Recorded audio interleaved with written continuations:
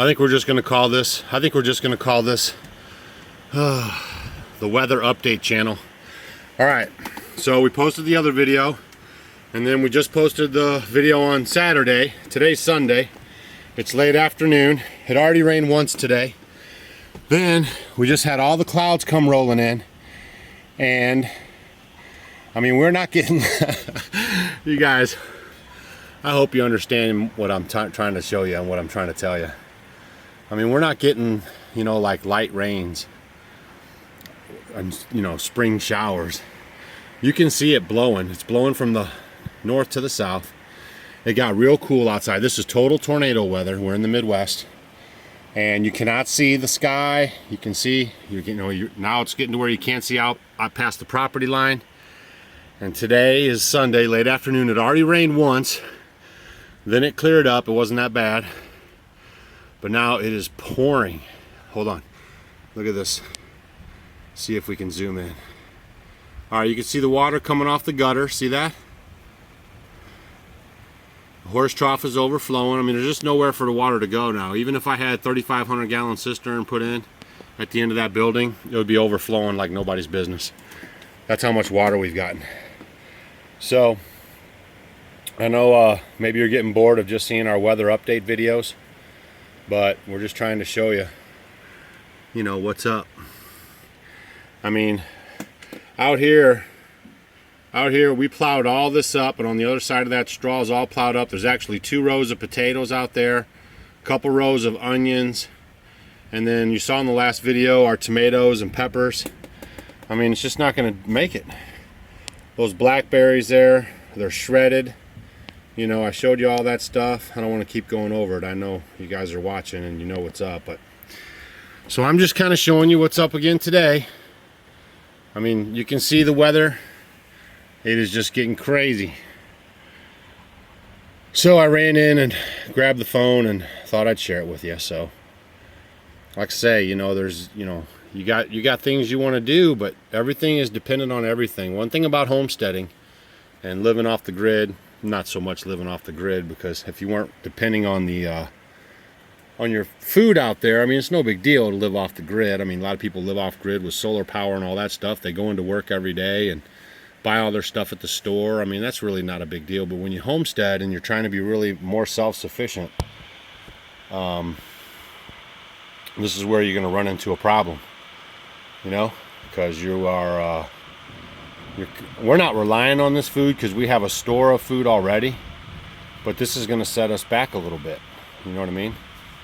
So when you're planting your gardens and you're trying to think about this stuff, you know, the preppers got like this bad, you know, like a bad stigma to it, right? Because of these TV shows and all this, and preppers are looked at like crazy. But homesteading is prepping.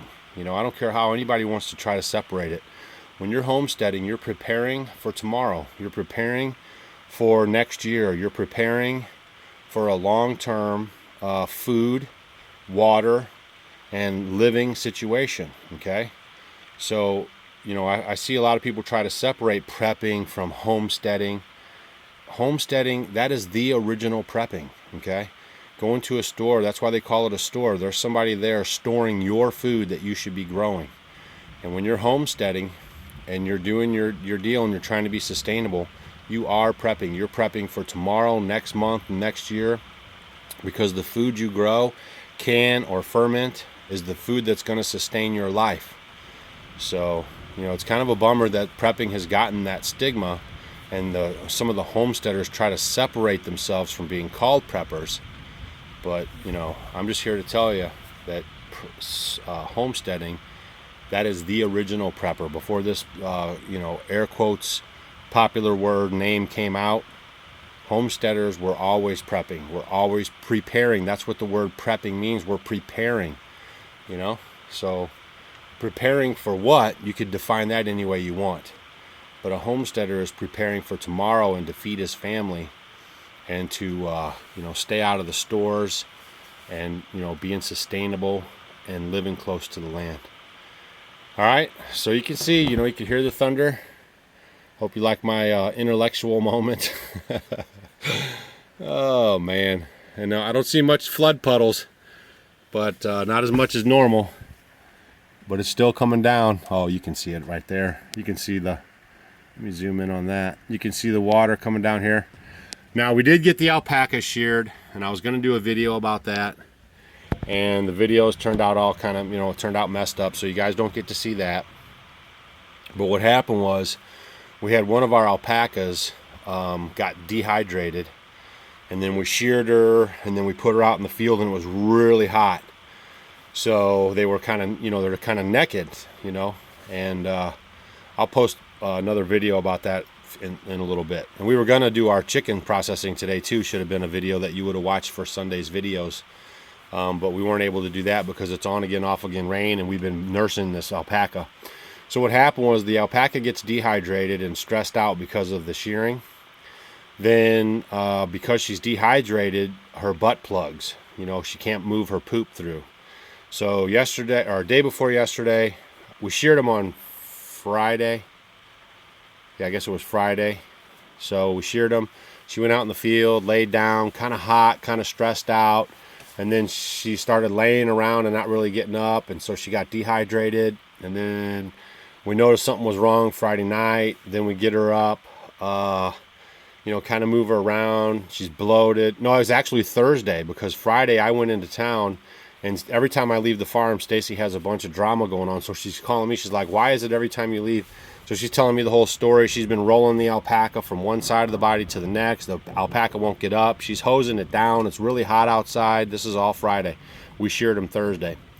And so she finally gets the alpaca kind of situated, you know, but it's still outside. So then when I came home Friday towards the evening, you know, everything was kind of cool. It was cooler outside. So we got up Saturday morning and we tried to move the alpaca, pick her up, but she was all kind of bloaty, but she's not like pooping or peeing, we're noticing. So then we're babying her, we're doctoring her, we're doing our thing with her. And that's all day yesterday. We're giving her olive oil, trying to loosen her up.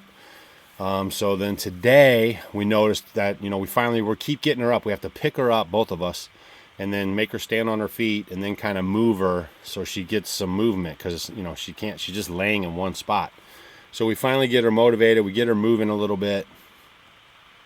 And now she's kind of moving a lot better. She's eating good, you know, with everything. But then we notice she's going right over to the poop pile, and she's trying to let one out. Well, then this big block of poop is trying to come out, and she can't get it out. It's like giving birth. So, you know, we're like, what are we going to do? How, you know, so I finally got a spoon. I know it sounds crazy, but I got a spoon, and I started kind of shoveling out the poop, right? Because it was all kind of blocked together, and you could tell it was kind of hard. And so I've been working on her all day, and we finally got all the poop out of her.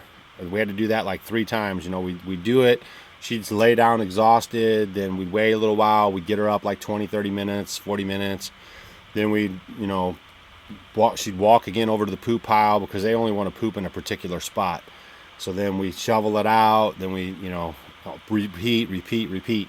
So now we got all of it out. She's feeling a lot better. She's not really getting up by herself, but when she gets up, she's eating. When she's laying down, she's eating. So just now, right before the rain came in, we both hoisted her up, you know, got her on her feet, and then we walked her into the barn and put her in the barn so she doesn't get all wet. So that's what we've been dealing with today. And, you know, it's always something on the homestead. So, you know, you always have to be flexible. You always have to run with it. You know, we were supposed to go do our laundry and you know, do our laundry today, do the chickens today. But we couldn't do any of that stuff. So Stacy's going to stay home tomorrow till maybe noon. We're going to get the alpaca up and down a little bit. That'll be Monday, probably when you start seeing this video. You probably won't see it maybe till Monday or Tuesday. It just depends. So that's what's been going on. So we got the alpaca drama over with pretty much. We just got to keep getting her up and making her use her legs and getting her body working. We gave her a ton of olive oil to loosen her up. We gave her some salt in her water to get her electrolytes built back up. We gave her molasses in her feed.